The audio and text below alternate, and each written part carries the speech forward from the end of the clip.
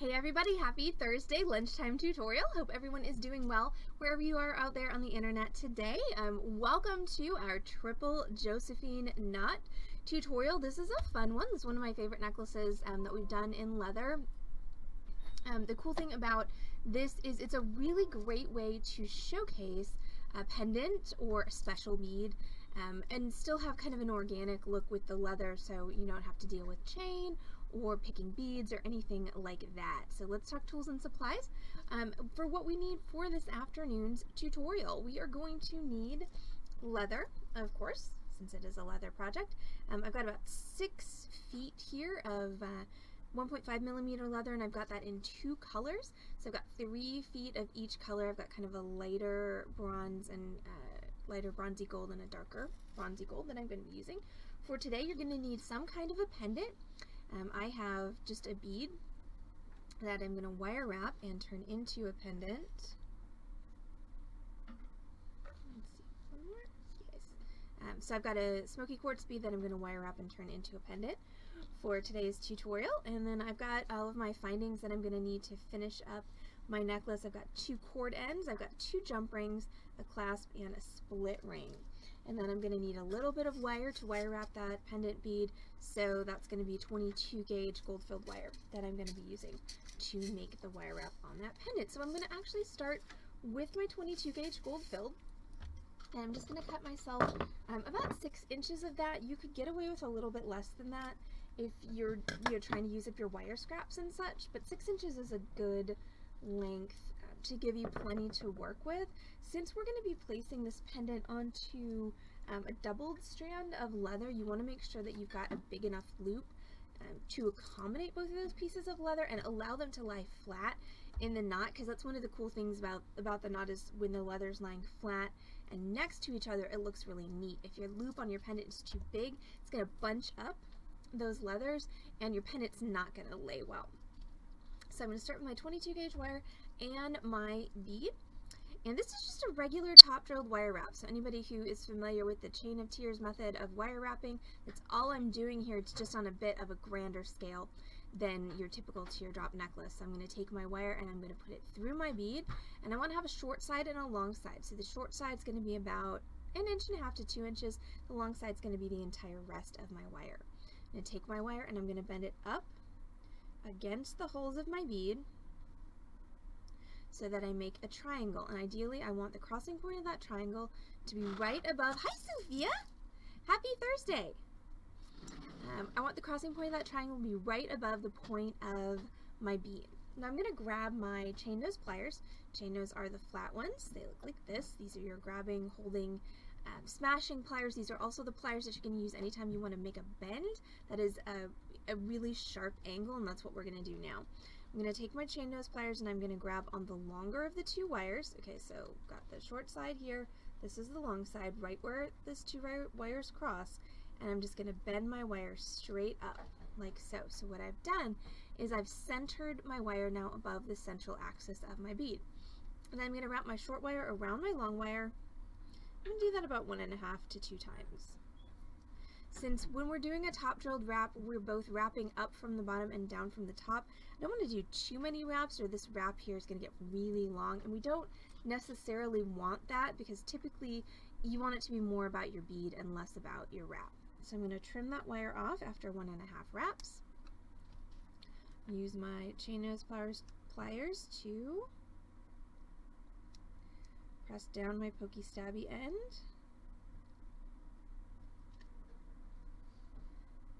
Like so. And now I'm going to make at the top a basic wire wrapped loop. Once again, make sure you make this plenty large. So I'm going to use my round nose pliers to form my basic wire wrapped loop. My round nose pliers taper, so smaller loops happen at the end of the pliers, bigger loops happen more towards the base of the pliers, so it's more towards the base of the pliers that I'm going to go for this project. So I'm going to grab my wire with my round nose pliers and I'm going to place them right next to that wire wrap that I just made. Then I'm going to use my non-plier hand, for me that's my left hand. I'm going to push my wire away from me over my pliers to make a 90-degree angle. Then I'm going to loosen my pliers, rotate them just 1/8 of a turn, and grab again. So what I've done here is I have just grabbed, see right on that corner, that I made when I bent my wire over my pliers away from me. Now I'm going to take my wire back up over the top of my pliers and down till it hits the bead in front. So now what I've got is I've started to make a loop around the jaw of my pliers right here. Now I need to finish this loop, but I can't right now because my pliers are in the way here. So I'm just going to loosen them, rotate them out of the way, and then finish that loop by crossing my wire underneath my pliers so that I have basically a 90-degree angle between these two wires. Now I don't have that angle quite perfect at this point, and that's because I just need to sharpen up this bend right here just a little bit. So there you go. So there's your what we call here on the Beading Dream Stream your lady with a scarf. This lady has a bit of a big head, which is fine. So I call it that because it's like if a lady were in a convertible motoring along on a fine day, like today. It's a really pretty day here in Dallas, with a scarf dramatically trailing out behind her. Now we don't need to attach this to anything because we're actually going to thread the leather through it. Yay for feeding cats and people. That's a good thing. So now I'm going to hold across my loop and I'm going to wrap down until I meet the end of the wire that's already there. Now when I'm doing this, I want to make sure that I'm holding my pliers firmly and that I'm starting right at the base of that loop. So what I want is I want that first wrap to be basically horizontal. I don't want it to kind of spiral downwards. And then I'm just going to keep coiling each new loop beneath the loop that is before it until I meet the end that's already there, which is, you can barely see it, it's tucked right under there. I'm going to trim, and I'm going to press down my pokey stabby end, and there we go. So that's my wire wrapped bead. That's going to be my pendant. Now you don't have to wire wrap a bead. If you have just a regular pendant that has a bail already on it, you can absolutely use that as well. So this is just, you know, an extra step if you want to make a bead into a pendant. Okay, so now we're going to start making our Josephine knots. I just have a macrame board here. That's going to help kind of hold my cording for me as I make my knot. So I'm going to take my 2 pieces of cording, and once again, I've got 1.5mm leather. I've got about 3 feet of each color. You could use the same color. You don't have to use different colors. It's totally up to you. And 3 feet's probably a little bit of overkill, but again, when you're doing knot work like this, you'd be surprised at how much cord the knot actually takes up. Okay, so I've folded my cords in half, and I'm going to take my pendant that I just made, and I'm going to thread that onto both of my cords, like so, and I'm going to pull it all the way down to that middle of my cords that I just found. I'm using, yes, you still start off with 2 pieces, Lori, even if you're using the same color, 2 3-foot pieces. I don't actually own blue glasses, Sophia. I did just order new glasses, but they're gold. But we shall see. The cool thing about online glasses is they're not that expensive, so you can always order more. So this is what I wanted here, is I wanted this loop to be big enough that these 2 cords can sit next to each other, which they are. So that's great. Now I'm going to grab a scrap of cord. This is just a random scrap of leather that was lying around. This is not going to be part of your final project, but what I'm going to do is I'm going to take my scrap cord, I'm going to thread it underneath that bend where that pendant is, and then I'm going to anchor it into my macrame board. So what this is going to do is it's just going to help me keep tension on my cords while I'm doing my Josephine knot. So to do your Josephine knot, I'm going to start with my cords that are on the left hand side of center, and exactly, you've got to match the jewelry, you've got to match the clothes, and now I've got to match the hair. I mean, you know, so many things to consider now when ordering glasses. Okay, so I'm going to start with the cords on the left hand side of center, and Ideally, you want to keep your cords running parallel to each other through the entire process, but you will have the option to straighten them out in a little bit. So the first thing I'm going to do is I'm going to take my left hand cords and I'm going to make a loop. And what I want when I make that loop is I want to have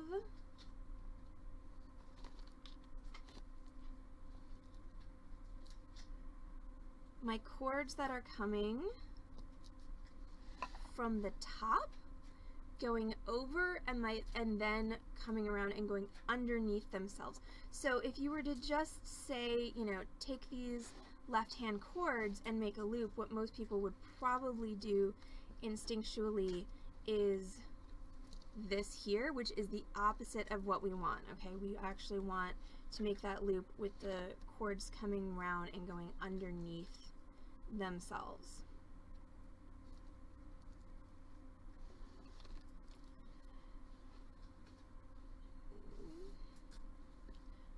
So there is my loop. Try and keep those cords as parallel as you can. Now I'm going to take my other set of cords, the cords that are on the right hand side of center, and I'm going to lay them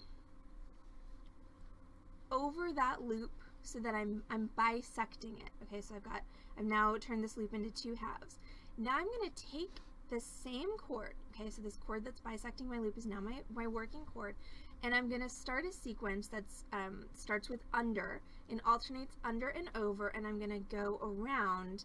So each cord I come to is going to be either an under and over. So I'm going to have under, over, under, over, under.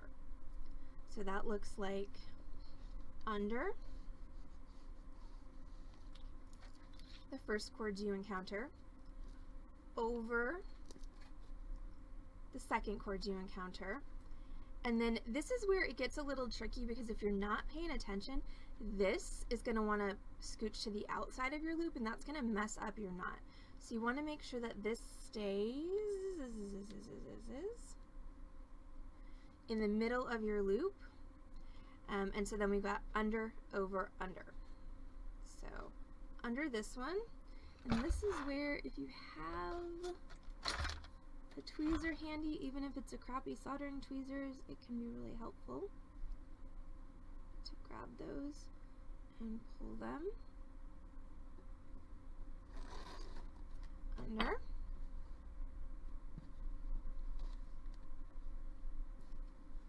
And then again, make sure that this is still bisecting the loop there, over and then under this loop here.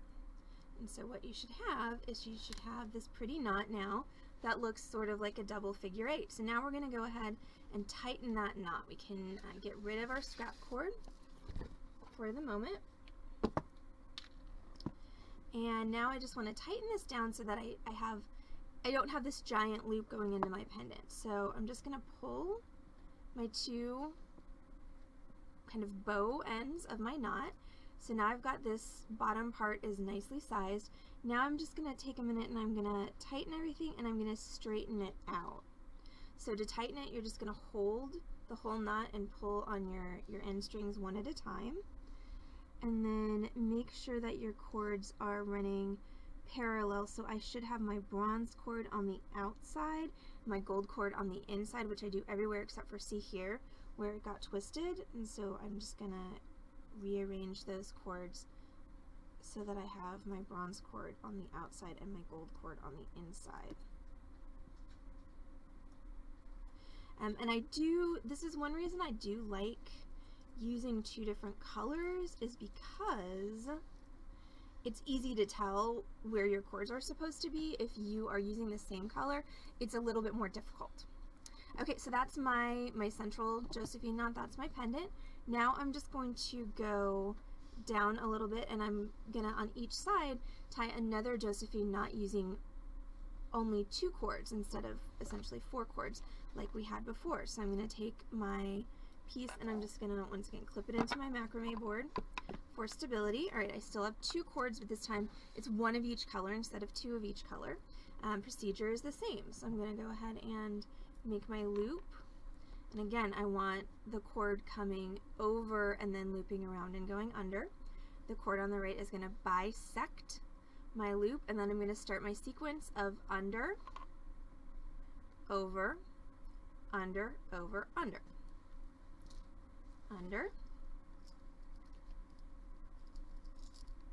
over this one, and then under that one, not under that one. See, it's trying to be sneaky. Don't let it be sneaky like that. It needs to go under that one, over this one, and then under again. And once again, you should have your nice figure eight of a figure eight of a Josephine knot. You can move it closer down here if you want to, and again, to tighten, just sort of hold your knot and pull on your 2 strings. And you want to even it up. See how this is hanging sort of wonky, right? I don't want that. I want it to be nice straight there, like so. And then we're just going to finish that off with an overhand knot. Overhand knot, very, very simple. This is the same knot. You know what, Lori? That's up to you. Lori asked, how far up the necklace do you go before tying the second knot? And I went up about 1.5 inches, but that's really up to you. And you could even tie a series of the Josephine knots going up. So you could, start closer. You could do 3, you could do 5. It's totally up to you. But this one, if you like this proportions, this is about 1.5 inches. And then I'm going to go ahead and do an overhand knot, which is very simple. I'm just going to put my 2 cords together. I'm going to go around my fingers through, like so, and then pull tight.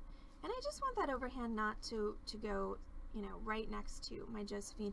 And you could even, if you so chose, you could do another overhand knot here before you tied that Josephine, and that would also look really pretty. So there's a whole lot of variation that you can do with this. Now we're going to do my second one. So I'm not going to worry so much about where it's positioned when I'm tying it. I'm going to, I'll position it when I'm tightening it. So again, I've got my 2 cords. And I'm going to make my loop. Bisect your loop. And then under, over, under, over, under.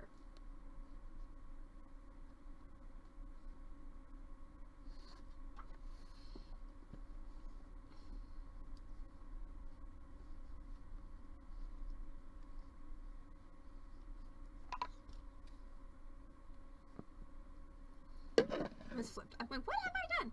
It just flipped upside down. There we go. Okay, so there's my Josephine knot.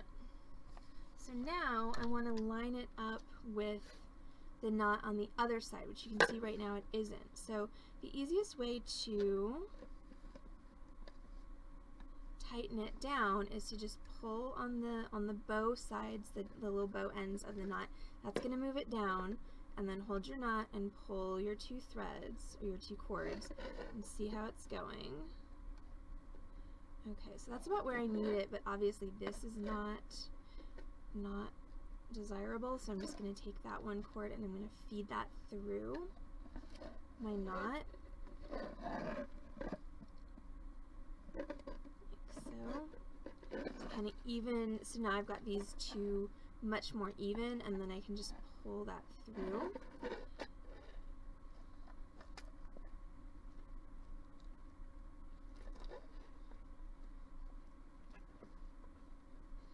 Okay, so now I have my 2 Josephine knots lined up, and then I'm going to take these 2,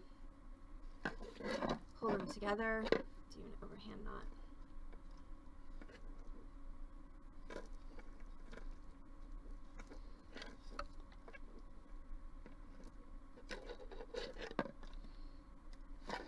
Like so. Alright, and that's the hard part, okay? That's the centerpiece of your necklace.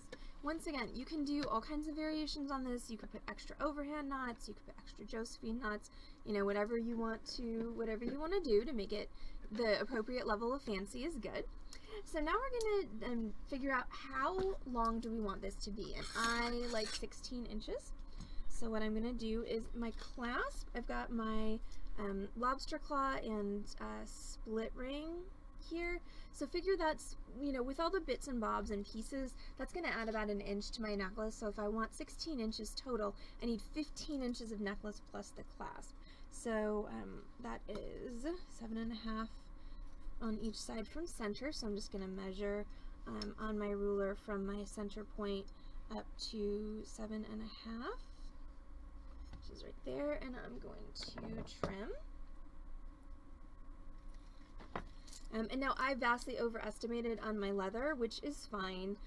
This is one of those projects where, and then I'm just going to line those babies up and trim them again. This is one of those projects where you can't add a cord, so it's way better to have too much leather in this instance than to have not enough, because if you don't have enough, you're gonna get stuck starting over. Nobody likes that.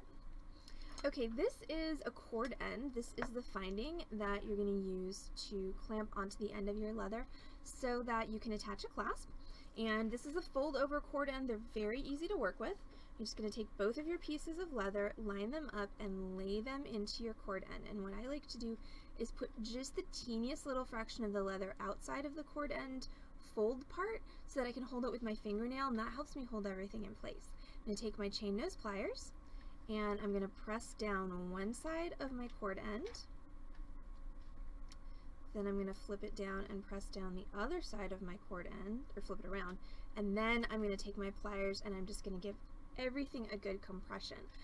This is something that's not necessarily intuitive about cord ends. A lot of times people think you just smash them, and that typically ends up with a cord end that, number one, looks really, really wonky, and number two, is not terribly secure. So it's always, best practice with cord ends is always one side down, then the other side down, then you smash the whole thing. You do have to do that final smash or it won't be secure, but you've got to do the two sides separately first. I'm going to repeat with my other cord end. So I've got my little cord end there. I'm going to put my leathers in there, line them up, put just a little bit out, like so, and then press down one side, press down the other side, and then smash. And if these little ends here bug you after you've smashed your cord end, you can usually wiggle a wire cutter in there and snip them off flush or relatively flush with your cord end, like so. And so now what my cord end has done is it's given me the facility to attach a clasp onto my necklace. So I'm going to do that with 2 jump rings. You could use split rings if you want. You could wire wrap your clasp on if you wanted, but I've just got 2 nice heavy duty jump rings here. If you're opening jump rings, your best tools to use are 2 of these, 2 chain nose pliers. So I'm going to grab 1 chain nose on one side of the opening, and you can see the opening pretty clearly right there. I'm going to grab my second chain nose on the second side of the opening, like so, and then I'm just going to twist. So what I've done is I've created an opening in my jump ring, but I've maintained the circular shape of it. That makes it so much easier to close it. I'm going to take my jump ring, I'm going to insert it through my cord end, and I'm going to grab one of my clasp parts and I'm going to drop that onto my jump ring as well. So my jump ring is now connecting my cord end to my clasp, and then I'm going to take my chain nose again, twist that back, and what you want to make sure is you want to make sure that you feel those ends touching each other so that you don't have any space in between, and then you're going to have a nice secure closure. And then I'm going to repeat for the other side. 2 pliers, open your jump ring, onto your cord end, second half of your clasp. You don't have to use a lobster claw in a ring, you can use a toggle, you can use a hook, whatever kind of clasp you want. You attach it exactly the same way. And there we go. And of course, let's make sure the clasp works, which it does. Hooray! Ta-da! And there we go. in a fairly short amount of time. That's not the right one. We have our triple Josephine necklace. Really, really fun project. Looks, it's one of my favorite types of projects because it looks a lot more complicated than it actually is. So, thank you all so much for hanging out with us on the Beading Dreams stream this Thursday afternoon lunchtime tutorial. I'm Allison from Beading Dreams in Dallas, Texas. We are, of course, an actual brick and mortar retail bead store. We're here on Lovers Lane in Dallas. We're back open now that the winter weather has stopped. So if you're local in Dallas, you're more than welcome to come and see us anytime, Monday through Saturday from 1 p.m. to 6 p.m. If you're not local in Dallas, you can find us on this channel, twitch.tv/Beading Dream, 5 times a week with complimentary tutorials. We stream Wednesday, Thursday, Friday, and Saturday at 6 p.m., plus live merchandise sales every Wednesday and Saturday at 7:30 p.m. Our schedule is a little switched up this week because we have new merchandise and because we had snow. It is a wrap, Sophia, except I'm not done with my outro yet. It's not quite a wrap yet. I've got like 45 more seconds of talking and then it's a wrap. No variation, slight, okay, so Amy asked well now it's going to be more because Amy asked a question. If you're using satin or silk cording, the only variation on the instructions is you want to put a little bit, you're funny, you want to put a little bit of glue inside your cord ends because the satin and the silk cords are very slick. So just put a couple drops of hypo cement inside your cord end before you smash it down and then you should be good. But anyway, so tonight's Torch Thursday on the Beading Dreams stream, that's going to be this project, our Twisted Bar Earrings, one of my favorite projects. I love this one. And then we are a little switched up because of the snow days, so we are not doing Zoom this Friday. This Friday is Freeform Friday, and then Saturday we're premiering new merchandise. We're doing a 3-hour sale from 6 p.m. to 9 p.m. on Saturday, and then we'll be back to our regular streaming schedule next week. So everyone have a great Thursday afternoon, and we'll see you all back on this channel, twitch.tv/Beading Dream tonight at 6 p.m. for that Torch Thursday class. Take care. See y'all soon.